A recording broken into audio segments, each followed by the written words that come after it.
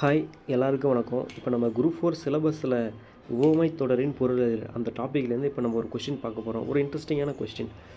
பழம் நழுவி பாலில் விழுவது போல. இதுக்கு உவமை தொடர் கேட்டிருக்காங்க அவங்க.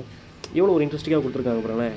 இப்போ பழம் நழுவி பாலில் விழுவது போல, இது ஒரு இன்ப மிகுதியை தான் நமக்கு குறிக்கும். அதாவது இரட்டிப்பு மகிழ்ச்சி, ஒரு சந்தோஷமான செயல் தான். பழம் நழுவி பாலில் விழுந்தாலே நமக்கு ஒரு சந்தோஷம். ஆனால் இவங்க அதை எப்படி கொடுத்துருக்காங்க பாருங்களேன்.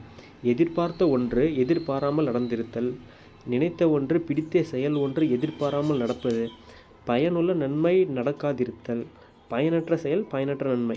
ஸோ ரெண்டு ஆப்ஷனுமே நமக்கு வராது தெரிஞ்சிடும். நெக்லெக்ட் பண்ணிட்டோம்னா இப்போது ஏ பி இதில் தான் ஏதோ ஒரு ஆப்ஷன் வரப்போகுது நமக்கு. இது ரெண்டுமே ஒரு ட்விஸ்ட் பண்ணுற மாதிரி நல்லா அழகாக கொடுத்துருக்காங்க. இதுக்கு ஆன்சரை பி தான் கொடுத்துருக்காங்க. நினைத்த ஒன்று பிடித்த செயல் ஒன்று எதிர்பாராமல் நடப்பது. ஒரு இன்ட்ரெஸ்டிங்கான கொஸ்டின். ஸோ நெக்ஸ்ட் வீடியோவில் பார்க்கலாம். பாய்.